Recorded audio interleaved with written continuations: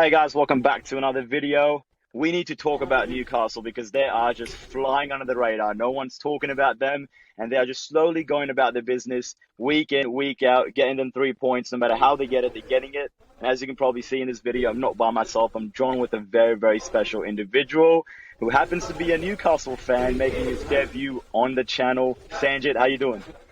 Not bad to see. Lovely to be on the show. Lovely to see you as always. Thanks, man. Appreciate it. Obviously, you are, happiest when it comes to football at the moment. Something that you haven't been for a very, very long time. Considering our age, you probably haven't seen Newcastle on the very high, the Alan Shearer time. But you must be buzzing right now. Yeah, 10 years of just crap, I guess. 10 years of rolling around in crap, and here we are. Sweet. Let's get into it. Let's talk about it a little bit more. So, obviously, taken back to a couple of days ago, actually, the first sort of game week back from the World Cup, and you guys versus Leicester. And to be honest, going into this game, I thought that this is where Newcastle sort of dropped points. This is where, because obviously, just like Arsenal, they didn't want the World Cup to happen when it happened because the momentum was there for Newcastle. And this is where I thought they would sort of drop off. Obviously, Leicester not having the best of starts, but then obviously winning a couple of games from there, and then so this is where I thought this is where Leicester might nick a win or get a draw at least. But in the first 45 minutes, the game was done and dusted, 3-0, and pretty much control the game from there on. So my sort of question to you is, like, obviously that game, you guys have done that like throughout since the start of the season. So what do you sort of make of Newcastle season so far? Oh, so far I can't lie, I'm buzzing. Like you mentioned earlier, 10 years of around the relegation zone. I think two relegations.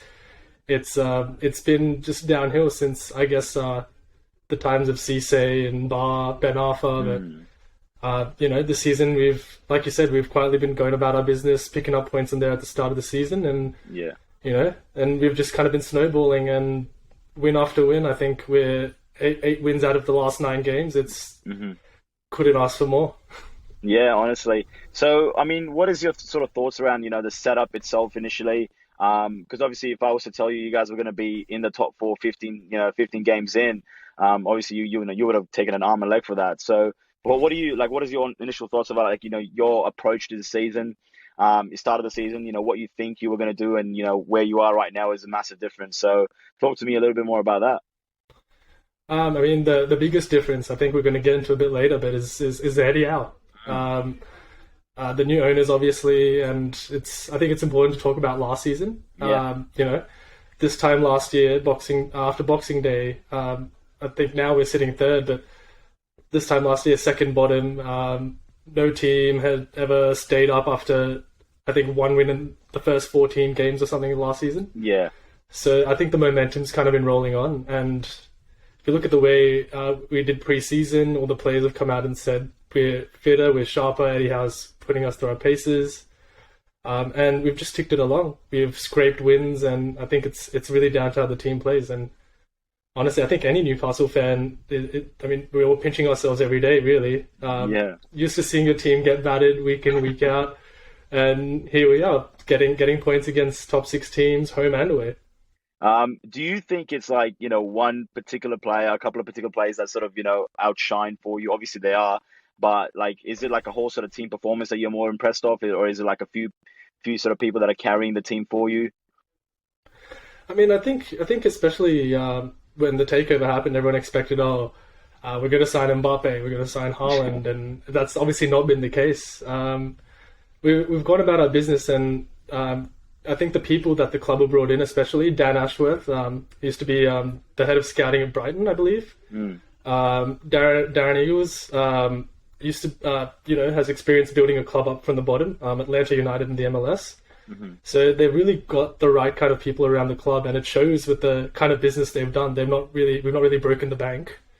You could argue maybe Isaac or Botman, but Isaac.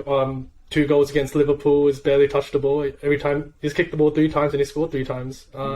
Sven Botman, he's looking like baby Van Dijk at this point. It's really been a team effort. Yeah, it was very surprising he wasn't picked in the Netherlands squad, but Botman's been instrumental to the back line as well. The likes of Kieran Trippier as well. Almiron, currently, 9 goals in 12 games or something like that. But he's been incredible, having the time of his life at Newcastle. What do you make of him?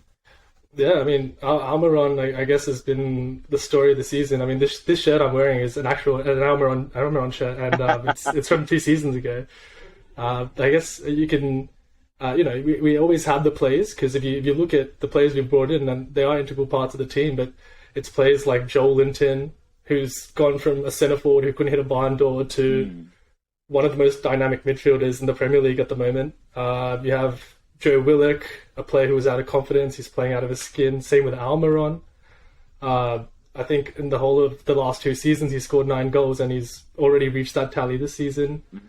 Callum Wilson, Fabian Schär, who's gone under the radar. So a lot of these players have been at the club, but it really shows what a bit of belief and adding a bit of quality into a squad can really elevate those players. And it's been a team effort, really.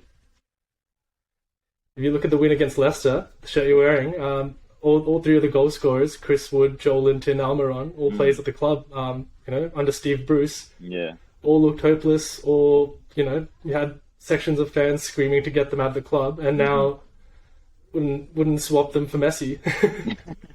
Yeah, no, definitely. I'm going back to what you said earlier about Eddie Howe as well, because what I initially thought about Eddie Howe, would he'll be like one of those players to come in, I don't know, one of those managers to come in to steady the ship for Newcastle, just get them, get them up and running again, and have like sort of a short tenure, and then move on to a more superstar manager, which would take them to the next level, whether that be fighting for top 4, winning a title, or getting that Champions League spot.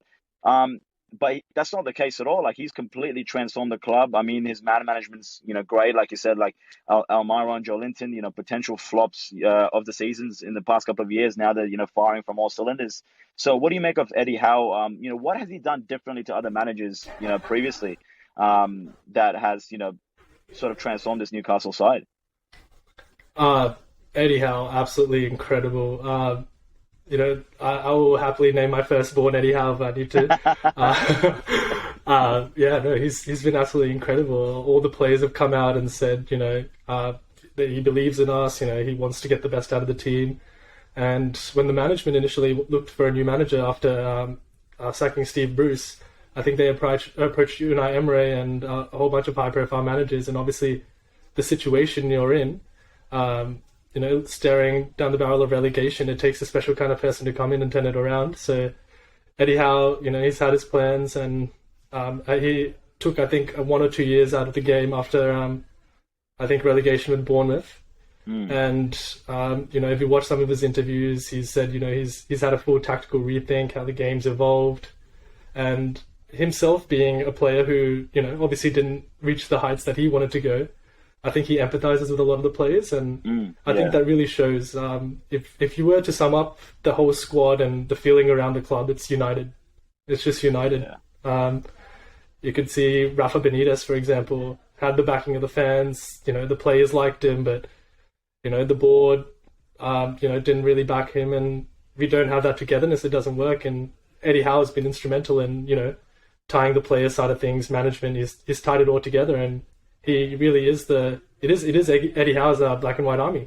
Yeah, 100%. Yeah, I've been super impressed with him. I think he's an exceptional manager when he was there at Bournemouth as well. But now that he's in Newcastle, just completely transformed himself as a really like an instrumental part of the Newcastle squad.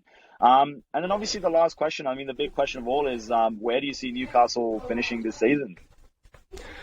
Look, honestly, anything could happen. Talk about Eddie Howe, for example. People, he came in, people said, he's a manager who knows only how to attack, he doesn't know how to defend, and we have the best defensive record in the league all of a sudden. It's a defense that was leaking goals, and now it's airtight, and you have players firing off all cylinders. You have Almiron, who was literally the butt of jokes, and now he's arguably one of the best players in the league at the moment. 100%, yeah. Honestly, he's in for a Ballon d'Or shot. Anything could happen at this point. For example, you look at the game at home against Man City, we were 3-1 up, and that too, I guess that's the game where our squad depth really showed, because you're trying to compete with a Man City. It's difficult. We've gotten points at United away, Spurs away. We've beaten Chelsea at home. Anything could happen, and I guess, at this point. And Eddie Howe's come out and said it himself. It's game by game. Mm. We've been able to string along these points, and I guess the hallmark of any good team is scraping points even when you're not playing well, and that's something this Newcastle team's been able to do really well. And I think it comes down to, the high intensity, physicality that Eddie Howe's put through the team. So realistically, top four, do you reckon, is that cemented for Newcastle? I think any Newcastle fan at the moment is, touch wood, afraid to say anything, but the top four is very realistic. You have some sections of the media even saying we could have a title shout, really. But moving forward for this season, I think top four is very realistic. I think a top half finish was a very realistic target at the start of the season, but I think at least top six now from the position we're in is very achievable. Maybe looking forward in 4 or 5 years, who knows, we could even be in the Champions League. Of course, no, definitely. No, I believe that, honestly. I think it's a great team, a great team to watch as well. Really entertaining from my end. Obviously, the January transfer window is coming up. What sort of players are you looking to sign to sort of solidify that that top four position? I mean, that's a good question. We've been linked with quite a few midfielders. Bruno Guimaraes has been absolutely brilliant. Just to sign him under the nose of Arsenal, whilst we're sitting second bottom in the league, was a masterstroke, and that too for the fee we got him for. Isaac as well, you guys got when we were linked in the summer last season. 100%. Isaac, even Trippier for England international from Atletico Madrid. Now we have the star power. People are believing in the project. The facilities are getting better.